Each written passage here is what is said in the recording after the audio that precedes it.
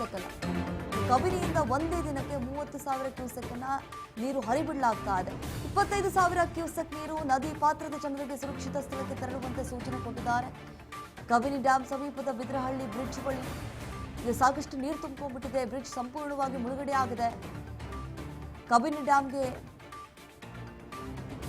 ನೀರೇನು ಹರಿದು ಬರ್ತಾ ಇದೆ. ಸುರಕ್ಷತೆ ದೃಷ್ಟಿಯಿಂದ ಅಪಾರ ಪ್ರಮಾಣದ ನೀರು ಬಿಡುಗಡೆ ಆಗ್ತಾ ಇದೆ. 25,000 ಕ್ಯೂಸೆಕ್ಸ್ ನೀರು ಬಿಟ್ಟಿರುವ ಅಧಿಕಾರಿಗಳು ನೋಡಿ, ಕಬಿನಿ ಡ್ಯಾಂಗೆ ಹರಿದು ಬರುತ್ತಿರುವಂತಹ 20,000 ಕ್ಯೂಸೆಕ್ ನೀರು. ಕಬಿನಿ ಡ್ಯಾಂ ತುಂಬಲು ಕೇವಲ ಒಂದೇ ಅಡಿ ಬಾಕಿ ಇದೆ, ಜಸ್ಟ್ ಒಂದೇ ಅಡಿ.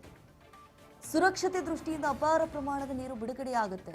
ಹಾಗಾಗಿ ಇನ್ ಕೇಸ್ ನೀರೇನಾದರೂ ಪೋಲಾಗ್ಬಿಟ್ರೆ ನದಿಗಳಿಗೆ, ಹಳ್ಳ ಕೊಳ್ಳಗಳಿಗೆ ನೀರನ್ನು ಬಿಡುಗಡೆ ಮಾಡಲಾಗತ್ತೆ. ಹಾಗಾಗಿ ನದಿ ಪಾತ್ರದ ಜನರೇನಿದ್ದಾರೆ ಅಲ್ಲಿ ಚಿಕ್ಕ ಪುಟ್ಟ ಗ್ರಾಮಗಳಿರುತ್ತೆ. ಹೀಗಾಗಿ ಒಂದು ವೇಳೆನಾದರೂ ನದಿಗಳು ತುಂಬಿ ತುಳುಕ್ತಾ ಇದ್ರೆ ಏಕಾಏಕಿಯಾಗಿ ಆ ನೀರು ಗ್ರಾಮಗಳಿಗೆ ನುಗ್ಗುವಂತಹ ಸಾಧ್ಯತೆ ಇರುತ್ತೆ. ಇದರಿಂದ ಸಾಕಷ್ಟು ಅನಾಹುತಗಳು, ಅಡೆತಡೆಗಳು ಉಂಟಾಗುವಂತಹ ಕಾರಣದಿಂದಾಗಿ ಈಗಾಗಲೇ ಅಧಿಕಾರಿಗಳು ಎಚ್ಚರಿಕೆಯನ್ನು ಕೊಟ್ಟಿದ್ದಾರೆ. ದಯವಿಟ್ಟು ನೀವು ಸುರಕ್ಷಿತ ಜಾಗಕ್ಕೆ ತೆರಳಿ, ಅಪಾಯಗಳು ಕಟ್ಟಿಟ್ಟ ಬುತ್ತಿ ಅಂತ ಹೇಳ್ಬಿಟ್ಟಿದ್ದಾರೆ. ಯಾವುದೇ ಸಂದರ್ಭದಲ್ಲಿ ಏನಾದರೂ ಆಗಬಹುದು, ಅನಾಹುತಗಳು.